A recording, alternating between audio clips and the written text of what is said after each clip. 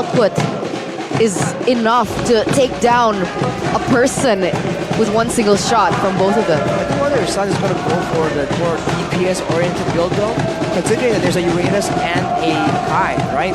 Maybe they'll leave the backline to Kyrie and focus on trying to melt down the frontliners instead. All of those are very valid approaches, and I feel like for EVOS, engaging onto ONIC is going to be so difficult with the X-Borg and the Edith in play. Well, with that, ladies and gentlemen, let's jump into the land of Dawn to see and witness the best of one. Here it is, ladies and gentlemen. The last stand for Team ONIC. The last statement from ONIC in the regular season of MPL ID Season 12. With nothing to lose, no pressure on their shoulders whatsoever.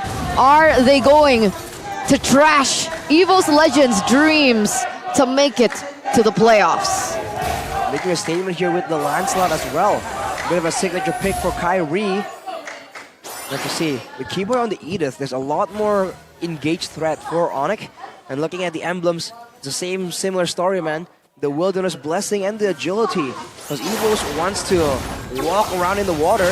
Keyboy makes the first move. Good onward, but the flicker will not save his life. Keyboy will be the first one to fall.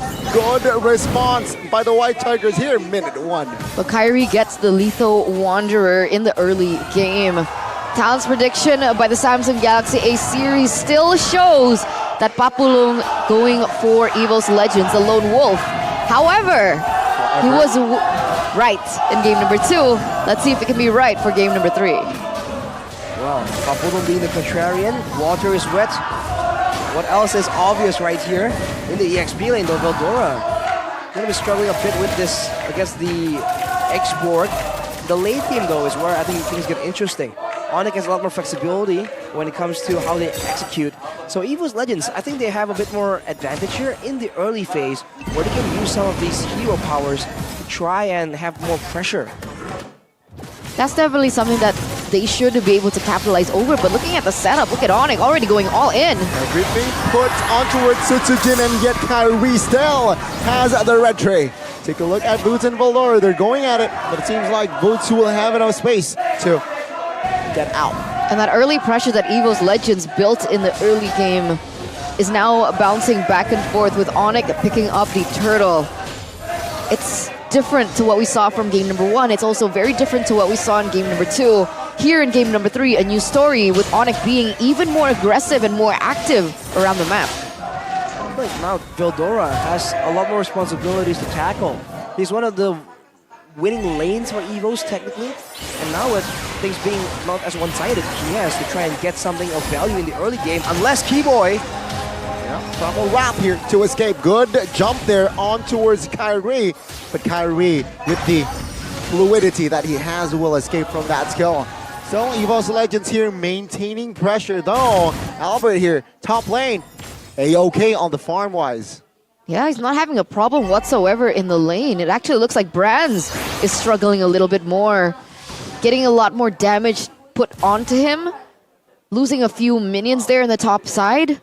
Albert getting a little bit more, but this is the combo that we were talking about. The Beatrix and the Novaria, 85.7 win streak, but look at this. Good pin, right as well in the back lane, taken out. So Sutsujin's pin was futile. And take a look at this.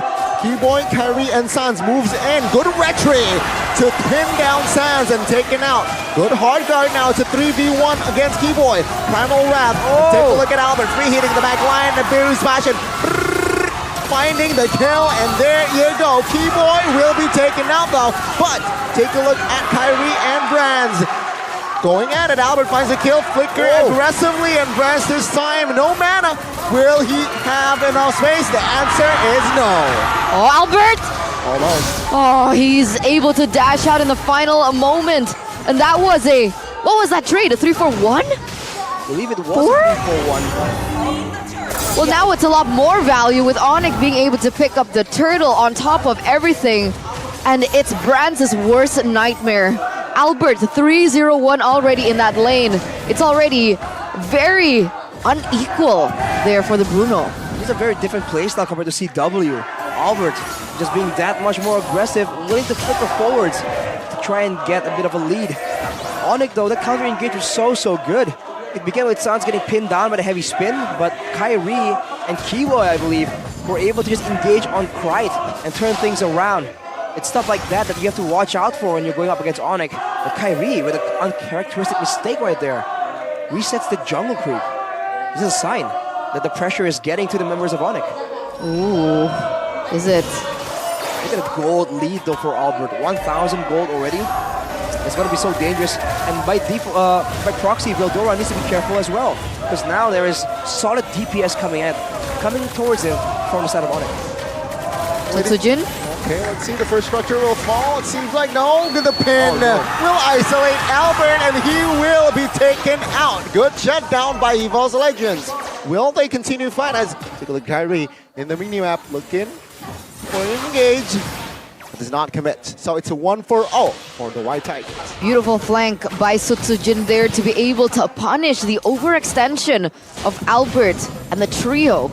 They weren't even able to get that turret in the top side, so it's full value for EVOS Legends here in the 6th minute of the game. That was confusing because Albert had time to hit the turret and make sure and secure it for his team. But somehow he was waiting for something and then he overstayed because he tried to secure it at the last minute. So a bit of hesitation seen from the playstyle of ONIC right here. That's not what you want to see as an ONIC fan. Bedgon is a bit concerned, but the turret falls regardless, so that won't be a problem as the turtle is the next play. Heart guard already expended. Oh, heavy spin as well. Veldora though caught in the front side now, soaking damage. Boots now focusing on him, and he will be taken down. Good last insanity. Take a look at the backside. Kyrie versus 1v2.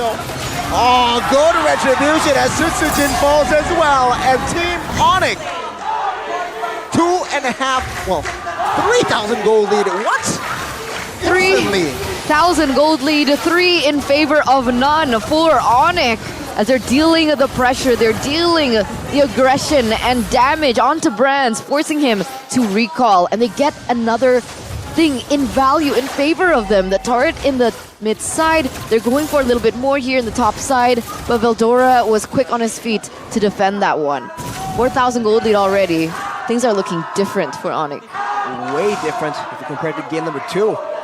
Even to game number 1, there is no time here where EVOS Legends have some kind of control. ONIC has the better engagement, more damage output, and tankiness to a degree as well. EVOS Legends, they're the ones suffering from the lack of engage now. Every time they want to go for a fight, they need to rely on the heavy spin to start things off. And that's just not the way you want things to go when you're on an Akai. You need the heavy spin for so many other things.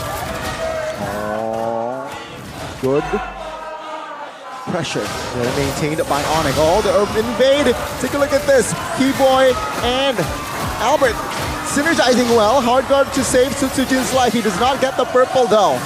ONIC again here, looking for angles, looking for an opening, but never mind. Sutsujin gets the purple, so that was a good recovery from the side of EVOS Legends. Fast hands from Sans as well as Kyrie. That should have been them chunked really low, and even Sans, a possibility of Keyboy as well getting taken out, honestly eliminated by the Feather Airstrike, but they were able to juke around it all the way. And here in the bottom lane, a 3v1 situation. Last Insanity does not deal enough damage. Kyrie, though, will reinforce Boots in the bottom lane. Feather Airstrike to zone Boots away. And it seems like ONIC, well, Kyrie specifically does not find an opening there to engage. And Browns will defend the bot tier turret. Wave clear, man. Wave clear going to be very important. EVOS Legends might lose that top side if they don't control it properly. And they're going in for a full commitment onto the Lord before they do any housekeeping. The damage is ramping up from Sans right here, so the longer EVOS stay in front of the Lord, the more prone they are to getting poked down, bursted down. With the hard guard used onto Brands already. Is this a mistake from EVOS? Let's see. Boots though, soaking damage. Last Insanity here. Low-key forced. Boots now looking for an angle to escape, but good knock up here by Keyboy. The backside. Veldora looking for a kill onto his Boots. In the front side now. Take a look at Albert with the barrel there. Looking for a kill to any member of EVOS. Does not get it. EVOS Legends and ONIC, they fight, but no one dies. But they've successfully zoned EVOS Legends away, and that's going to be a Lord given to the hands of ONIC in the 9th minute of the game. The turret is pushing in the mid side, but it's not going to be enough damage to take it down. Taken low, perhaps. But ONIC have been controlling it left, center, and right with a 7,000 gold lead. Ladies and gentlemen, let's take a look at the items. Albert is a monster right now, flickering forward, burning 2 flickers in the previous team fight.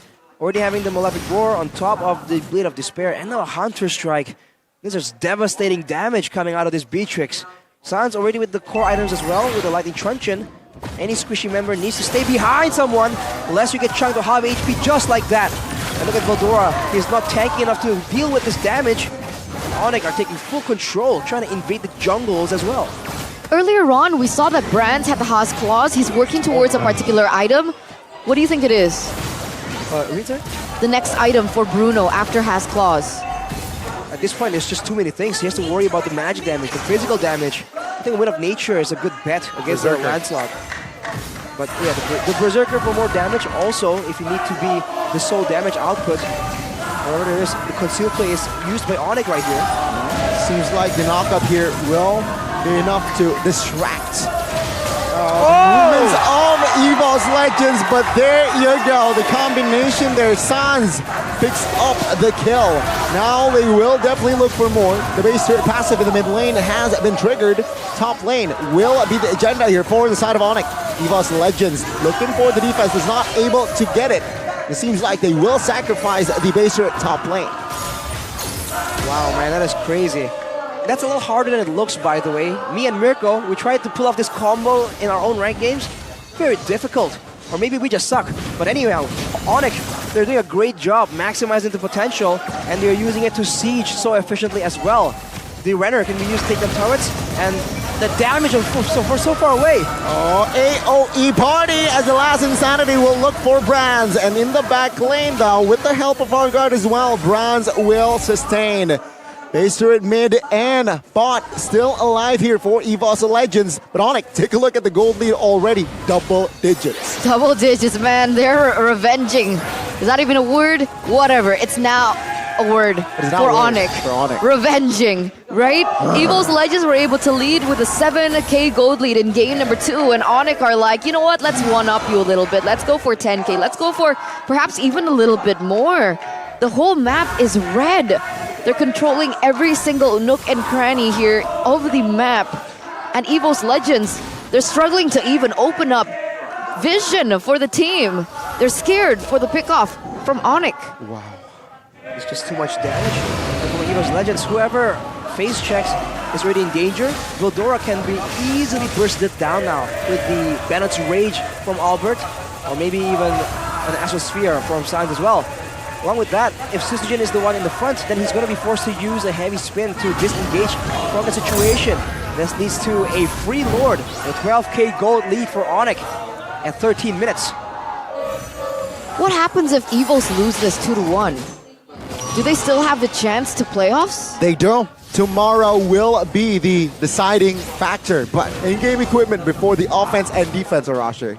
There's really Lightning Truncheon with the Clock of Destiny for Krite on the side of Evo, so he can clear waves quite reliably. Angela with the Fuzz of the Oasis is great, but I think it's not nearly as efficient. And for ONIC, none of that healing business, it's all damage. Even the tankiest member on your team, Boots, going for a bit more defensive stats, ensuring that he can just stay in the front undeterred. ONIC gaining the mid lane turret. The bot lane now is left standing. EVOS Legends, they need to take care of this Lord here. Marching. Oh, exposing their base. Syzygian gets caught. And this is it. Last Insanity to secure Veldora's kill. As ONIC, the Invincible this season, will close out their final match with a bang. 2-1 victory for the Yellow Porcupines, the Sky Kings, the defending champions, whatever you want to call them. This team will remain on top. I'm looking at the match history between EVOS and ONIC. EVOS have yet to crack the code, have yet to tarnish a perfect win streak for ONIC against them. Previous 5 matches, let's make it 6 today. Whew. Man, that is insane. They really had EVOS expecting something else, but in the end, it's still a very dominant statement. they tell EVOS that we might be beasts in the jungle, but you are no match for the porcupines. Sit down. Sit down. Thank you. But Man, like even their new merch reflects how deadly they are. It's